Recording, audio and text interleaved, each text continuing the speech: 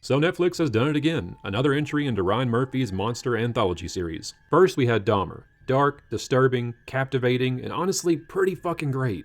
Then came the Menendez brothers, which was, well, it was kind of a snooze.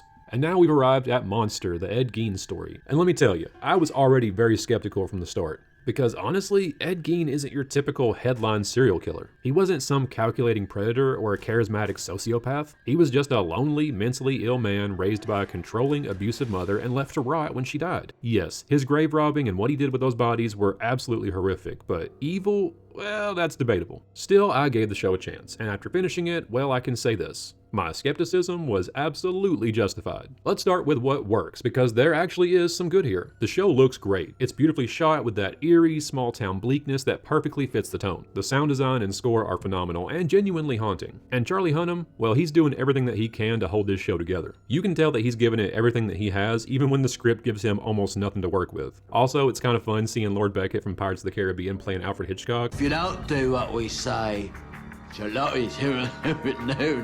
mean, that is just so weird that it is just mwah, chef's kiss. But here's where things start to fall apart. This series suffers from borderline offensive levels of embellishment. It's as if the writers knew that there wasn't enough material for a full season, so they just started padding the story with pure fiction. It's less biopic and more like horror's greatest hits featuring Ed Gein. You'll see scenes that are clearly meant to be subtle nods, like someone finding his mother sitting eerily in a chair or Gein spinning with a chainsaw. Those little references could have been clever, but then the show immediately explains them to you like, hey, look, you get it? Look, it's Psycho. Hey, look, it's Texas Chainsaw. And it kills the moment every time. It's the storytelling equivalent of elbowing someone in the ribs and saying, hey, remember this? You've seen this. Isn't that clever? The biggest issue with this show is integrity. This show doesn't just take creative liberties.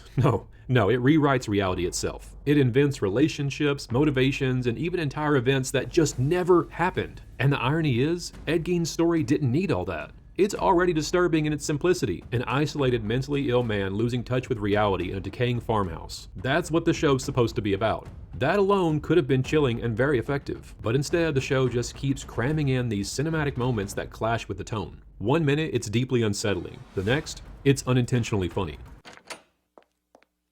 Oh crap. Well, one of us is gonna have to change.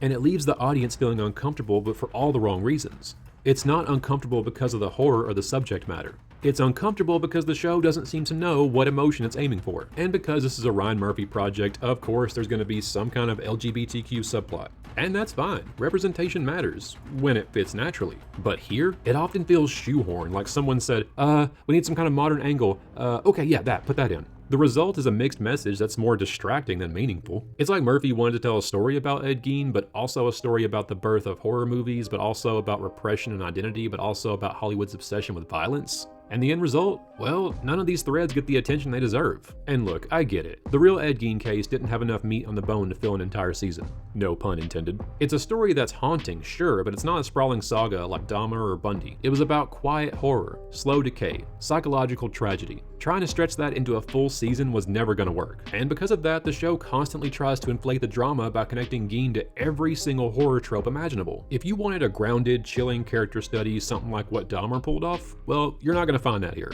But if you wanted to watch a mashup of movies like Psycho, Texas Chainsaw, and The Silence of the Lambs with Ed Gein just kind of standing around like, what am I even doing here? Then hey, this might be the show for you. At the end of the day, Monster, the Ed Gein story looks great, sounds great, and features a few strong performances, but it sacrifices authenticity for spectacle to a degree that I just can't tolerate. It's less about understanding who Ed Gein was and more about turning him into the mythological birth of modern horror. And while that has the potential to make a slick piece of television, it does a disservice to the real story, and to true crime fans who actually care about, the truth. Sometimes less is more. And in this case, a smaller, darker, more honest portrayal might have been 10 times scarier than all the forced tie-ins to other horror movies. So yeah, if you were skeptical like me, then, well, you're totally justified. It's a stylish, well-acted series that ultimately loses itself in its own reflections of the horror movies it's trying to honor. Or to put it simply, Netflix made a show about Ed Gein that was about everyone else except Ed Gein. And to me, that's the real horror story. Anyway, that's my take. Now if you'll excuse me, I'm off to go rewatch Psycho. At least the one that knows what story it's telling. See ya!